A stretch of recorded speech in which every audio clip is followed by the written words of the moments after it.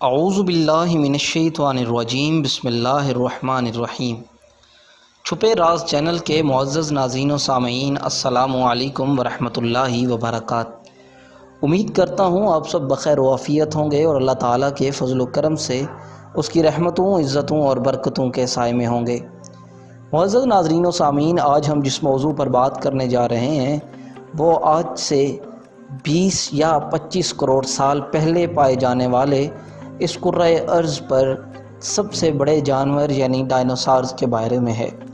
آج کی ویڈیو کے اندر ہم یہ جاننے کی کوشش کریں گے کہ یہ دیو ہیکل نما جانور اس زمین پر کس کس دور میں پائے گئے اور ان کا وجود کس طرح سے ختم ہوا۔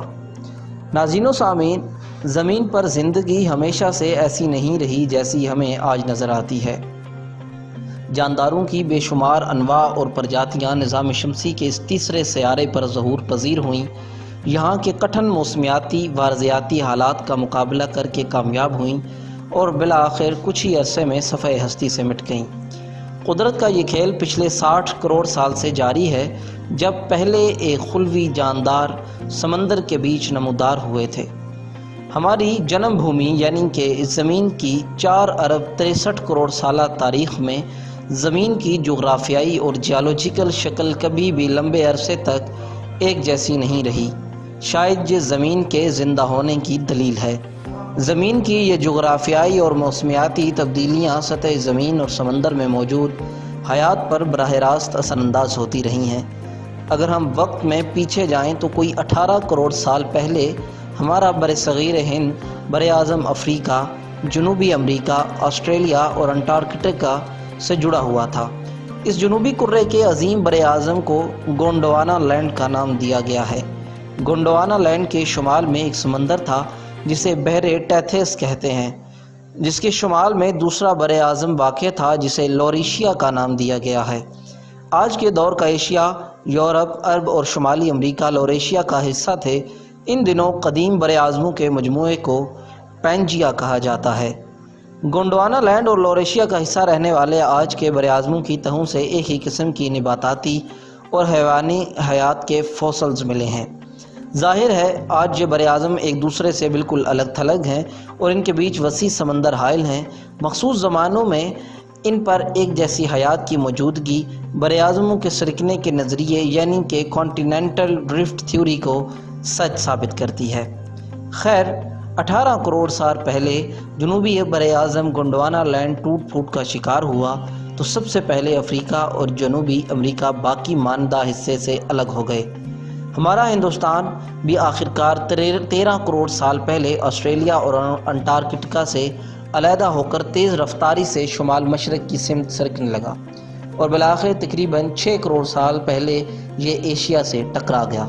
اس ٹکراؤ کی وجہ سے وسیع تر جغرافیائی تبدیلیاں رونما ہوئیں، جن میں سب سے نمایاں کوہ ہمالیہ اور اس کے ہمسایہ سلسلہ کوہ کا قیام تھا۔ آئیے مزید آگے بڑھتے ہیں۔ یہ کوئی 6.5 کروڑ سال پہلے کا زمانہ ہے۔ ہمالیہ کا نومولود سلسلہ بلند سے بلند ہوتا جا رہا ہے۔ افغانستان، ایران اور برما کے پہاڑی سلسلے وجود میں آ چکے ہیں۔ معزز ناظرین و سامعین، یہ وہ دور ہے جب ڈائنوسار اس زمین پر پائے جاتے تھے اور ان کی نسل بہت تیزی کے ساتھ بڑھ رہی تھی، کیونکہ ایسے جانوروں کو بڑھنے کے لیے گرم موسم چاہیے ہوتا ہے اور یہ ایسا دور تھا جب کرۂ ارض کا ٹمپریچر بہت زیادہ تھا اور ان کے لیے یعنی کہ ان کی نسل کی بڑھوتری کے لیے یہ بہت ہی اچھا وقت تھا۔ ڈائنوسار کی مختلف قسموں نے جنم لیا تھا، ان کی نسل تیزی سے بڑھ رہی تھی اور ایولیوشن تھیوری کے مطابق ان کی نسل کے اندر چینجنگ یعنی کہ تبدیلیاں آ رہی تھیں، جس سے انواع و اقسام کے ڈائنوسارز جنم لے رہے تھے۔ ریسرچ کے مطابق موجودہ وسطی اور جنوبی بھارت تقریباً سارے کا سارا دکن کے عظیم لاوے کی زد میں آ چکا تھا۔ جی ہاں، ہسٹوریکل ریسرچ کے مطابق دکن کے علاقے میں آج سے 6 کروڑ سال پہلے ایک دھماکہ ہوا تھا جس سے بہت بڑا ایک آتش فشاں لاوا پھٹا تھا۔ یہ زبردست آتش فشانی زیر زمین براعظمی پلیٹوں کے سرکنے کے سبب شروع ہوئی۔ اس مظہر کو پلیٹو ٹیکٹونکس کہتے ہیں۔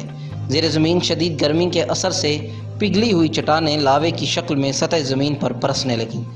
قیاس ہے کہ آتش فشانی کا یہ سلسلہ کوئی 30,000 سال تک مسلسل جاری رہا۔ چونکہ قانون قدرت ہے کہ ہر عروج کو زوال ہوتا ہے، سو ڈائنوسار پچھلے 23 کروڑ سالوں سے زمین پر حکمرانی کرتے چلے آ رہے تھے، اب ان کے زوال کا وقت تھا، کیونکہ قدرت ایک مختلف قسم کے جاندار کو زمین پر بسانے کا فیصلہ کر چکی تھی۔ ڈائنوسارز کے ساتھ مچھلیاں اور دیگر بڑے جسے ممالیہ جانور بھی مارے گئے۔ صرف چھوٹی جسامت کے اور زیر زمین بلوں میں رہنے والے چند ممالیہ اور چھوٹے سائز کے ڈائنو ہی زندہ بچنے میں کامیاب ہوئے، اور یہی چھوٹے سائز کے ڈائنوسار بعد میں پرندوں کی شکل میں ارتقاء پذیر ہو کر اپنی نسل آگے بڑھانے میں کامیاب رہے، جو کہ آج پرندے ہیں۔ یہ ایولیوشن تھیوری ہے، اس میں کیا جھوٹ ہے کیا سچ، یہ اللہ کی ذات جانتی ہے۔ زندہ رہنے اور اپنی نسل آگے بڑھانے کی خواہش نے ارتقائی عمل کو چابک لگائی تو زیادہ سے زیادہ ذہین جانداروں کا ظہور ہونے لگا، اور پھر کوئی 2 لاکھ سال پہلے اس سیارے نے وہ دن بھی دیکھا جب تاریخ کے سب سے زیادہ ذہین اور شاطر جانور نے مشرقی افریقہ کے کسی غار میں آنکھ کھولی۔ یہ انسانی دور کا آغاز تھا۔ معزز ناظرین و سامعین، چھپے راز چینل کی یہ ویڈیو آپ کو پسند آئی ہوگی۔ مزید اسی طرح کی معلوماتی ویڈیوز دیکھنے کے لیے ہمارے یوٹیوب چینل کو سبسکرائب کر لیجئے تاکہ آنے والی ویڈیوز بآسانی آپ تک پہنچ سکیں۔ اپنا بہت سارا خیال رکھیے گا، ہمیں اپنی دعاؤں میں یاد رکھیے گا۔ اللہ حافظ، اللہ نگہبان۔